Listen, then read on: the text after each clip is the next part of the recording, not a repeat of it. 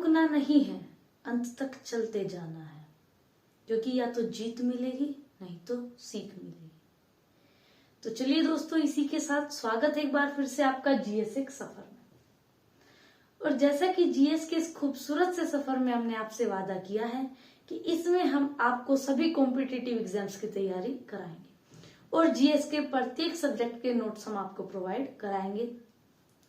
तो इसी में हमने सीरीज शुरू की है इंडियन पॉलिटी एंड कॉन्स्टिट्यूशन, और ये है उसका लेक्चर नंबर 7। इससे पहले 6 लेक्चर हम इसके कवर कर चुके हैं, बहुत ही अच्छे से वो कवर हो चुके हैं। उसमें हमने कुछ चीजें जो फैक्ट्स थे उसको ट्रिक से बताया, ऐसे ट्रिक जिसको आप नहीं भूल पाओगे। तो आप जिसने नहीं देखे पिछले 6 लेक्चर, उसको जाकर हमारी प्लेलिस्ट में देख सकते हो। चलिए दोस्तों, स्वागत करते हैं। और आज का हमारा टॉपिक होगा समितियां, कमेटीज। जब हमारी कॉन्स्टिट्यूशन असेंबली बन चुकी थी 9 दिसंबर 1946 को, इससे पिछले लेक्चर में हमने बात की थी, लेक्चर नंबर 6 में पहली मीटिंग उसकी कराई जाती है। 11 दिसंबर को दूसरी मीटिंग और 13 दिसंबर को तीसरी मीटिंग।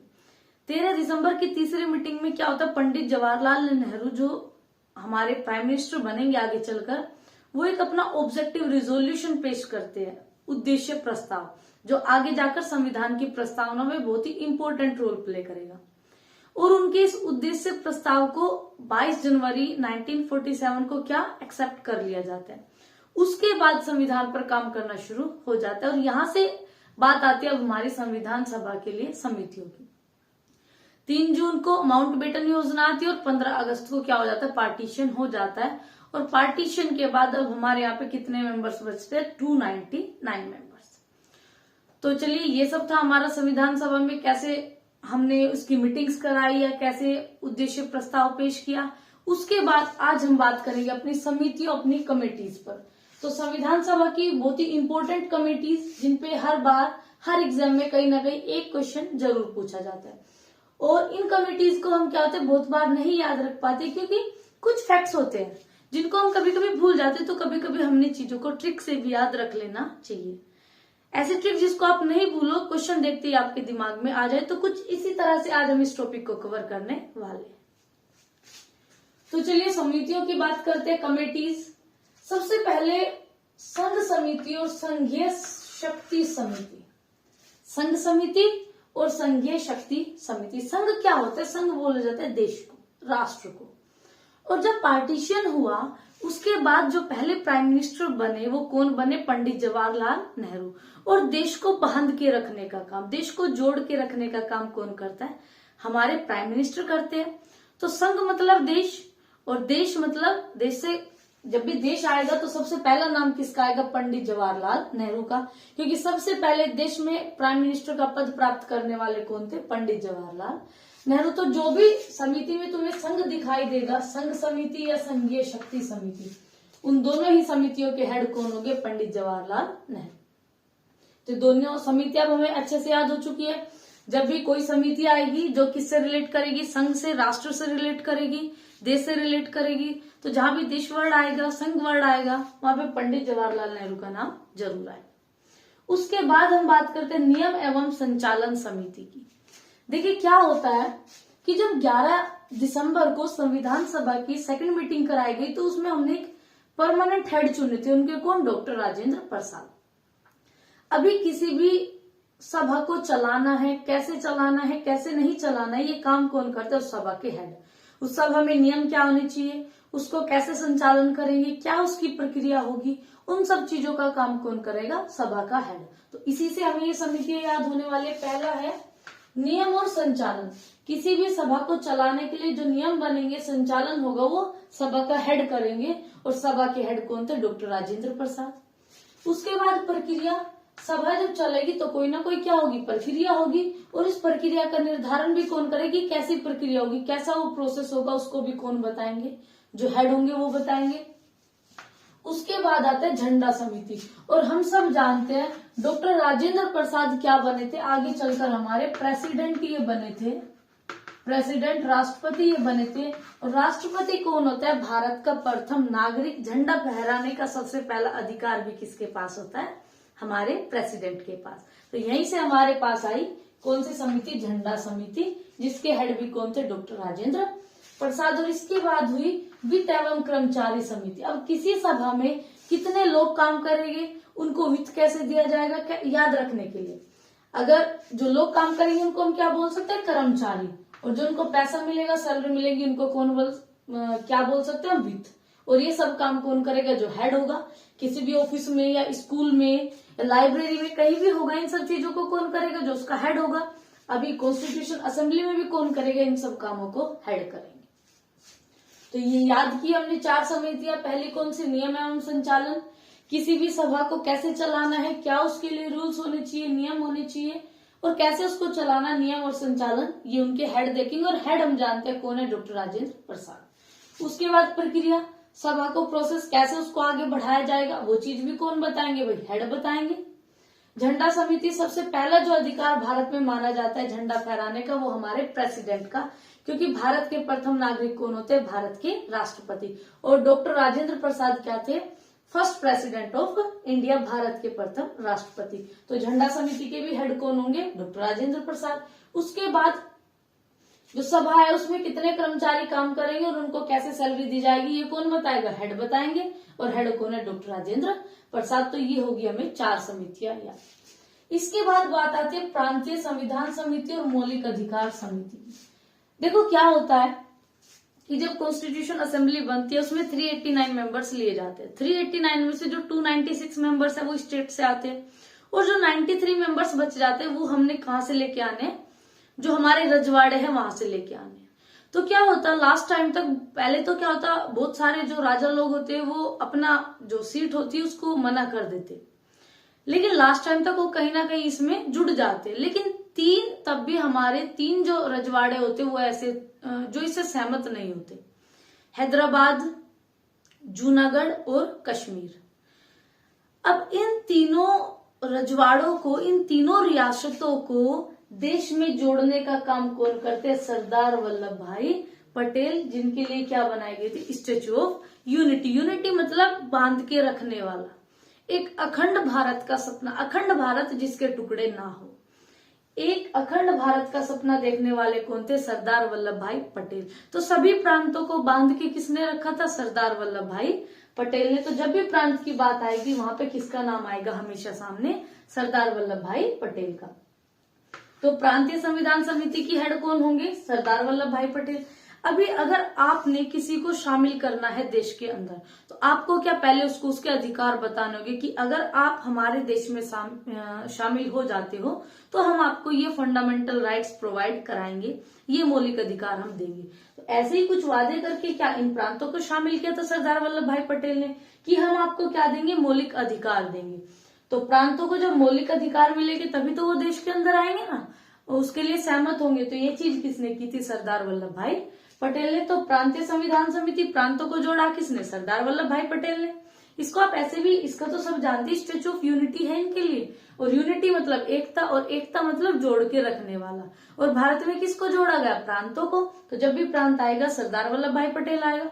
और प्रांत कब जुड़ेंगे, जब आप उनको उनके अधिकार बताओगे, आप उनको ये बोलोगे आप हमारी तरफ आइए, हम आपको ये अधिकार देंगे, तभी तो इंसान आपकी तरफ आएगा। तो ये चीज होगी सरदार वल्लभ भाई पटेल। तो ये दोनों भी समितियां हमारी क्लियर होगी।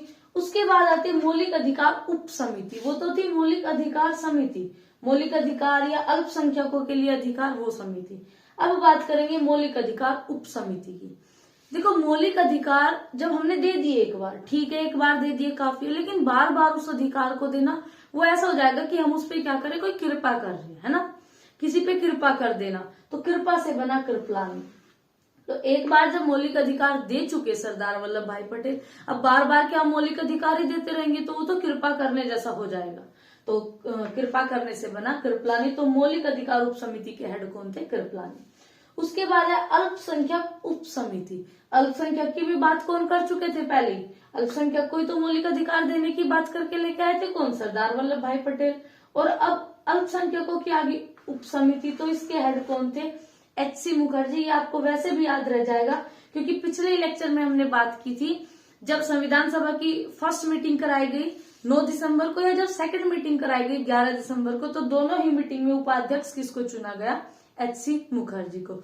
और उपाध्यक्ष हम किसको, दोनों बार हम मौका किसको देंगे भाई, सबसे नीचे के स्तर पे कौन गए हुए थे उस टाइम पे, SC ST वाले, अनुसूचित जाति जनजाति के लोग, इस तरह के लोग सबसे नीचे थे, तो इनको हमने मौका पहले देना चाहिए। तो इन्हीं को मौका देने के लिए हर बार, जब 2 बार हमने HC मुखर्जी को मौका दिया उपाध्यक्ष बनने का, क्यों, ताकि जो अल्पसंख्यक लोग हैं वो भी क्या आ सके, सामने आ सके। तो अल्पसंख्यक जब भी आएगा आप याद रख लेना, ऐसा इंसान जिसको 2 चांस मिले हो, कौन, HC मुखर्जी, दोनों बार उपाध्यक्ष बनने के चांस मिले। नहीं तो पहली बार अध्यक्ष कौन बने थे, सच्चिदानंद सिन्हा, और दूसरी मीटिंग में अध्यक्ष कौन बने, डॉक्टर राजेंद्र प्रसाद। लेकिन HC मुखर्जी, हरेंद्र कुमार मुखर्जी होते जो दोनों ही मीटिंग में उपाध्यक्ष बने थे। तो दोनों बार मौका दिया क्योंकि ये क्या थे, अल्पसंख्यक, ऐसा कुछ आप याद रख सकते हो। इसके बाद बात करते हैं सदन समिति। अच्छा, ये तो सब आप जानते हो, सदन किसको बोला जाता है, हिंदी का पर्यायवाची सदन होता है घर का, ठीक है ना, घर को हम क्या बोलते हैं पर्यायवाची में, सिनोनिम्स में सदन बोल देते हैं। अब घर में क्या होता है, सभी के घर में, मोस्ट ऑफ द घरों में क्या होता है, सीता और राम की जो तस्वीरें होती वो पाई जाती है, सबके घरों में मिलती है, ठीक है ना। तो सबके सदन में, सबके घर में सीताराम की जो तस्वीरें होती वो मिलती है। तो सीताराम से बना सीता रमैया, पट्टा भी सीता रमैया। तो जब भी सदन समिति, सदन मतलब घर, घर मतलब राम और सीता, हर घर में राम सीता होंगे, तो पट्टा भी सीता रमैया, सीता और राम। इसके बाद बात करते हैं सभा के कार्यों की समिति। सभा के सारे काम को किसने देखा था, GV मावलंकर ने। तो सभा के सारे काम कैसे होने थे, कैसे नहीं होने थे, वो सब कामों को किसने देखा था, GV मावलंकर ने। इसको आप 2 बार पढ़ोगे तो ये ऐसे ही आपको याद रह जाएगा। सभा के काम किसने देखे, GV मावलंकर ने। तो ये याद की हमने 12 समितियां। पहली 2 समितियां, जब भी संघ की बात आए तो पंडित जवाहरलाल नेहरू आएंगे। जब भी हमारी कोई नियम, संचालन, प्रक्रिया या फिर झंडा जिसको प्रेसिडेंट फहराएंगे, या फिर हम कह सकते हैं वित्त और कर्मचारी की बात आए तो डॉक्टर राजेंद्र प्रसाद। जब भी प्रांत की बात आए, प्रांत को किसने जोड़ा, सरदार वल्लभ भाई पटेल ने, क्या कह के कि हम आपके अल्पसंख्यकों को मौलिक अधिकार देंगे।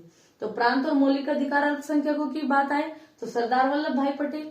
उसके बाद एक बार जब मौलिक अधिकार सरदार वल्लभ भाई पटेल दे चुके, अब दूसरी बार भी चाहिए, तो कृपा करने जैसा हो गया ना। तो कृपा से बना हमारा JB कृपलानी।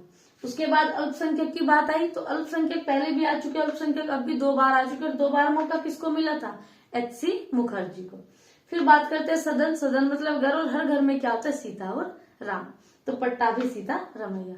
और सभा के कामों को किसने देखा था, GV मावलंकर ने। ये होगी हमारी 12 समिति जो अब हमें बहुत ही अच्छे से याद होगी। देखिए क्या है जो आप इन लेक्चर्स में पढ़ोगे, मुझे लगता है आप इन लेक्चर्स को अगर एक बार ध्यान से देखो तो आप यहीं पे इन चीजों को कवर कर जाओगे। सिर्फ आपको एक बार वीडियो के बाद इसको रिवाइज करने की जरूरत होगी, नहीं तो आप इसको अगर बाद में याद भी ना करो तो चल जाएगा, सिर्फ एक बार रिवाइज कर लेना, ठीक है। रिवाइज तो करना एक बार आपको पड़ेगा, नहीं तो आप वीडियो के चलते, लेक्चर के चलते चलते आप इसको फटाफट से याद कर सकते हो, क्योंकि पढ़ाने के बाद मैं साथ साथ क्या करा देती हूँ, आपको रिविजन भी करा देती हूँ।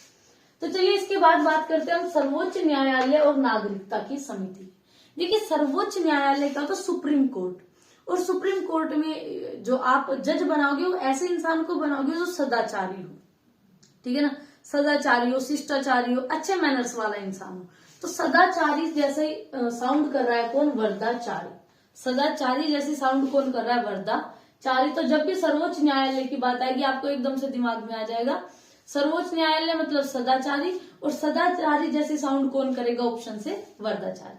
तो सर्वोच्च न्यायालय के हेड कौन बनेंगे हमारे, S वरदाचारी। अब हमें पता है जब हम आगे पॉलिटी को पढ़ेंगे, नहीं तो इतना हम जानते हैं कि जो नागरिकता का कॉन्सेप्ट है, आपको नागरिकता के अधिकार कौन प्रोवाइड कराता है। अगर आपकी नागरिकता कोई छीन रहा है जबरदस्ती आपसे, तो आप कोर्ट में क्या कर सकते हो, केस कर सकते हो। सुप्रीम कोर्ट क्या करेगा, आपको आपके अधिकार दिलाएगा। आपको नागरिकता का अधिकार कौन दिलाएगा, सुप्रीम कोर्ट। तो जिसके हेड सुप्रीम कोर्ट, जो सुप्रीम कोर्ट के हेड होंगे वही किसके होंगे, नागरिकता के हेड होंगे। तो हमें दोनों याद होगी, पहली सर्वोच्च न्यायालय समिति, जो इंसान सदाचारी होगा, सदाचारी जैसा साउंड कर रहा है वरदाचारी, और नागरिकता की भी बात यहीं से हो जाएगी। इसके बाद सबसे इंपॉर्टेंट कमेटी जिसपे क्वेश्चन हमेशा पूछा जाता है, प्रारूप समिति, ड्राफ्टिंग कमेटी, जिसने संविधान को लिखने का काम किया था। देखो क्या होता है कि BN राव, जिसको हमने पिछले लेक्चर में देखा भी था, बेनेगल नरसिम्हा राव, ये क्या करते, अगस्त मंथ में अपना प्रारूप, पहला प्रारूप, जैसे हम 15 अगस्त को आजाद हो जाते, आजादी के बाद में ये अपना पहला ड्राफ्ट प्रस्तुत कर देते कि ऐसा हमारा कॉन्स्टिट्यूशन, ऐसा हमारा संविधान होना चाहिए। अभी प्रारूप प्रस्तुत हो गया तो प्रारूप को देखना है वो सही है नहीं है, तो सही गलत को एक इंसान तो देखेगा नहीं, उसके लिए क्या, हमें एक अलग से कमेटी बनानी होगी। तो जो कमेटी बनेगी उसी को हमने बोला ड्राफ्टिंग कमेटी या प्रारूप समिति, और ये कब बने, 29 अगस्त 1947 आजादी के बाद। ड्राफ्टिंग कमेटी में 7 मेंबर्स थे। एक तो उनके हेड थे जिसको आप सभी जानते हो, जिसको हम बोलते हैं कि संविधान किसने लिखा, डॉक्टर भीमराव अम्बेडकर ने। तो इसीलिए बोलते क्यों, क्योंकि वो ड्राफ्टिंग कमेटी के हेड थे। और इनसे अलग 6 और मेंबर इसमें थे। इन 6 को याद रखने का ट्रिक देखिए। 4 मेंबर्स तो वो हो गए जिसके नाम में कृष्ण आएगा। देखो गोपाल, भगवान कृष्ण का ही नाम गोपाल था। कृष्णा स्वामी, इसमें भी कृष्ण है। टीटी कृष्णाचारी, इसमें भी कृष्ण। और माधव राव, माधव भी किसका नाम था, भगवान कृष्ण का नाम था। तो 4 नाम तो कृष्ण से वैसे ही याद हो जाएंगे, गोपाल स्वामी अय्यर, कृष्णा स्वामी अय्यर, 2 में तो गोपाल और कृष्ण आ गए, भगवान के नाम दोनों। फिर कृष्णाचारी, टीटी कृष्णाचारी। अब इसमें आपने याद रखना है, ये टीटी कृष्णाचारी जब हमारी 29 अगस्त 1947 को ड्राफ्टिंग कमेटी बनी तब ये मेंबर नहीं थे। उस टाइम पे मेंबर थे डीपी खेतान। लेकिन क्या होता है, 1948 में डीपी खेतान की डेथ हो जाती है, तो उनको रिप्लेस करते हैं कौन, टीटी कृष्णाचारी। उसके बाद आते हैं एन माधव राव, माधव भी कृष्णा का नाम होता है। माधव राव ने भी बाद में ही रिप्लेस किया था किसको, बीएल मित्र को। पहले कौन होते थे, बीएल मित्र, लेकिन इनकी जो तबीयत थी, हेल्थ का कोई इश्यू था, ये बीमार रहने लगे थे, तो उसके कारण इनको छोड़ना पड़ा और इनकी जगह कौन शामिल हुए, एन माधव राव। तो 4 हमें याद हो गए, गोपाल स्वामी अय्यर, कृष्णा स्वामी अय्यर और टीटी कृष्णाचारी, जो किसकी जगह आए थे, डीपी खेतान की जगह, जिनकी 1948 में क्या हो जाती है, डेथ हो जाती है। और 4th थे हमारे माधव राव, जो किसकी जगह आते, बीएल मित्र की जगह, जिनको कोई हेल्थ इश्यूज वगैरह आ जाते। उसके बाद आप देखो, चारों नाम कृष्ण भगवान के, जो एक हिंदू धर्म से माने जाते हैं। अब भारत तो सेक्युलर है, धर्मनिरपेक्ष है, अगर हिंदू को मौका मिला है तो मुस्लिमों को भी मौका मिलेगा। तो एक मुस्लिम मेंबर ले लेंगे, कौन, सैयद मोहम्मद सादुल्ला। सैयद मोहम्मद सादुल्ला सिर्फ एक मुस्लिम मेंबर थे किसमें, ड्राफ्टिंग कमेटी प्रारूप समिति। अब एक बात बताओ, आपने मेंबर भी ले लिए, आपने हेड भी ले लिए डॉक्टर भीमराव अम्बेडकर, तो प्रारूप को, ड्राफ्ट को बनाना है तो उसके लिए खर्च भी लगेगा भाई, और खर्च को हिसाब रखने के लिए क्या चाहिए था, हमें मुंशी चाहिए होता। तो उसी से बना हमारा केएम मुंशी कन्हैयालाल मणिकलाल मुंशी। ऐसा समझ लो सारा कुछ हो गया। अब पैसे का हिसाब चाहिए कि ड्राफ्टिंग कमेटी बन तो गई, अब ड्राफ्ट बनने में खर्चा आएगा, संविधान को बनने में पैसे लगेंगे। अगले लेक्चर में इन सब चीजों की बात हम करने वाले। संविधान को बनने में कितना खर्च हुआ, कितने टाइम में ये बना है, या कब कब इसका वाचन किया गया, मतलब कब इसको पेश किया गया, उसके बाद उसमें कब संशोधन वगैरह किए गए, इन सब की बात हम अगले लेक्चर में करने वाले। तो कन्हैयालाल मणिकलाल मुंशी हो गया। और एक लास्ट समिति आपने याद रखनी है, प्रारूप समिति की जांच। जो प्रारूप आप करोगे, जो ड्राफ्ट आप बनाओगे, उसकी जांच के लिए भी एक कमेटी बनाई गई थी, और उस कमेटी के हेड कौन थे, पंडित जवाहरलाल नेहरू। भाई हेड किसको बनाया जाएगा, जो देश में ऊंचे पद पर होगा, और उस टाइम पे सबसे ऊंचे पद पर किसको माना जाता था, पंडित जवाहरलाल नेहरू को। क्यों, क्योंकि ये प्राइम मिनिस्टर बने थे, और चीजों की जांच कौन करवाएंगे, प्राइम मिनिस्टर ही कराएंगे। तो प्रारूप की जांच कौन कराएंगे, पंडित जवाहरलाल नेहरू। तो ये थी हमारी समितियां। मुझे लगता है कि आप इनको बड़े अच्छे से याद कर चुके होंगे, सिर्फ लेक्चर के बाद आप नहीं भूलोगे। तो चलिए दोस्तों, अगले लेक्चर में बात करते हैं हम अपने संविधान की, उसमें क्या खर्च हुआ या कैसे बना, उन सब चीजों की। तो मिलते हैं अगले लेक्चर में। And please like, share and subscribe. कोई डाउट हो या कोई क्वेरी हो आप कमेंट बॉक्स में लिख सकते हैं। Thank you.